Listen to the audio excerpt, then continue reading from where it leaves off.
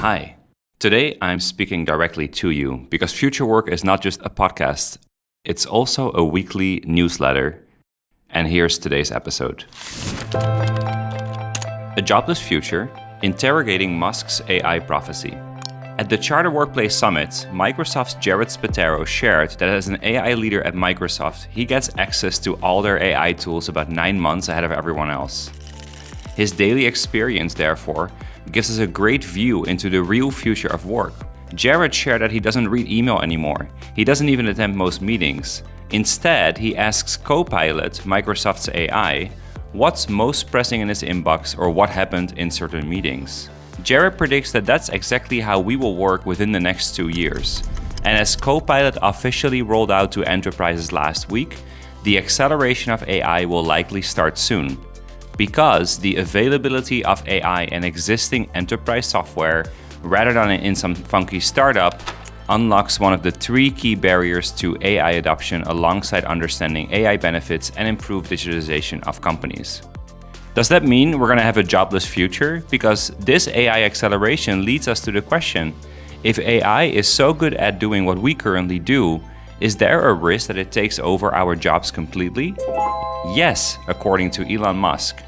In a conversation with UK Prime Minister Rishi Sunak, Elon claimed that human labor will become obsolete.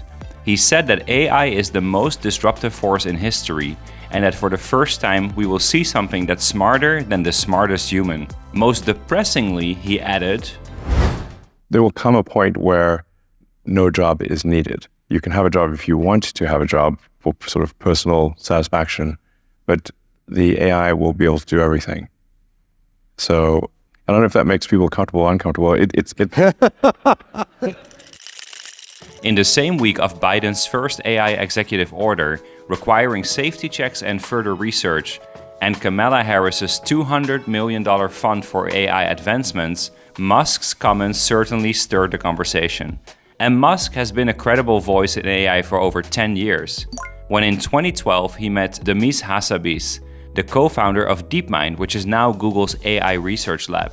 In 2015, Elon was the founding co-chair of OpenAI, and he contributed to OpenAI's $1 billion funding, but left in 2018 due to conflicts of interest as Tesla started employing AI technology to fuel the car's self-driving abilities.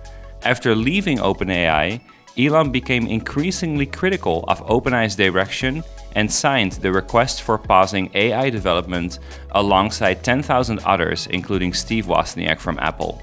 As Elon said in the Sunak interview, I've been somewhat of a Cassandra for quite a while. And Cassandra, I had to look up, was a Trojan priestess who was shared prophecies but was cursed so that no one would believe her. A Cassandra, therefore, is someone who shares concerns about the future but isn't believed.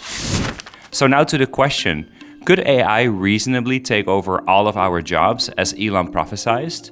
No, according to research from Goldman Sachs that I shared before. Goldman researchers Joseph Briggs and Devesh Kadnani found that AI could expose 2/3 of current jobs to some degree of automation, estimating that AI would only disrupt up to 300 million or 18% of all jobs globally. And, they say, not every job is equally affected. The Goldman Sachs research anticipates that AI will automate nearly half of the administrative and legal tasks. And indeed, in a first for the legal industry, we saw AI negotiating both sides of a contract this week. But as the study also notes, only a small percentage of tasks in construction and maintenance industries will be affected. New McKinsey research from Quaylin Allingrad and team shows a similar delineation by industry, concluding that AI will take over dull or unpleasant tasks so that people can be left with more interesting work that requires creativity, problem solving, and collaboration with others. Speaking of creativity, in an ideal future, AI would augment human capabilities, not replace humans entirely. Futurist Antony Slumbers said in our interview that this means that we should focus on what makes us unique as humans. Paradoxically, in a highly technological world, we need to become better humans. We need to become exponential humans in a world of exponential technology, because you've really got to look at what are machines good at and what are humans good at. And machines essentially are good at anything that is structured, repeatable, predictable. So if you think of any task, anything you do, and think about it and say, is this structured, repeatable, predictable? Could I write down that essentially this is if this, then that? However complicated the if this, then that's are. If it is, that is something that either is already being done by machines or will be done by machines. So there's no point doing any work which is structured, repeatable, predictable. But what humans are good at, fortunately for us, and certainly at the moment, even with the rise of ChatGPT and everything, this is still the case and probably will remain the case for quite a few years. What humans are good at are things like design, imagination, inspiration, creation, empathy, intuition, and innovation, abstract and critical thinking, collaboration, social intelligence, judgment. These are the primary human skills. And in a world where the machines are doing everything structured, repeatable, predictable, we need to be thinking about where do we add value. Author Alexandra Samual isn't so sure though. In an upcoming conversation for this podcast, she shared that she thinks that even most of these jobs will be significantly affected. That when I hear people say things like, oh, you have to invest in innovation skills, you have to invest in creativity, you need to learn to work with intuition and really lean into the things that are uniquely human. My reaction is, that sounds like a good idea. That might buy you like 6 more months.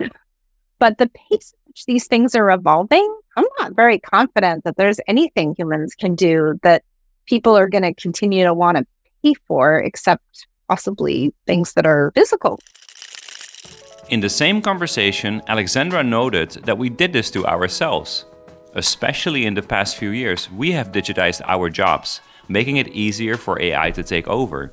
Alexandra concluded that perhaps there is only one thing that AI can't do.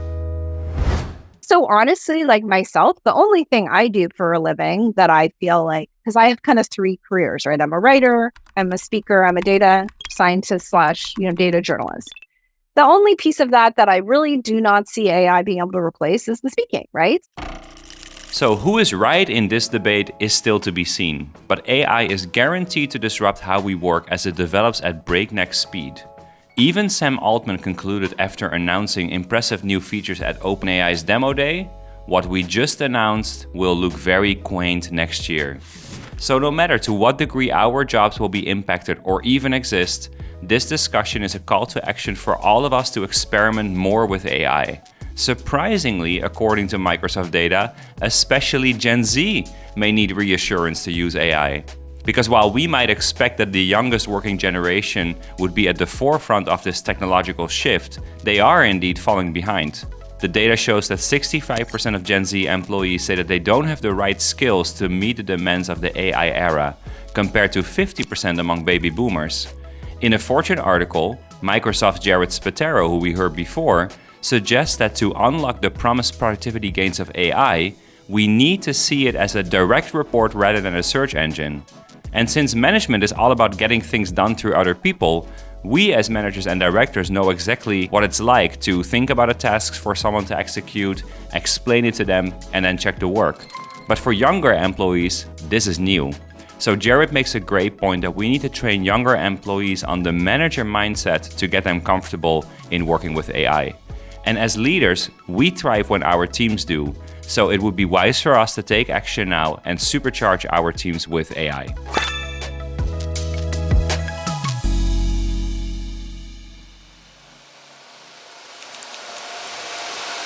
I was thinking about how to wrap up this story while getting a haircut.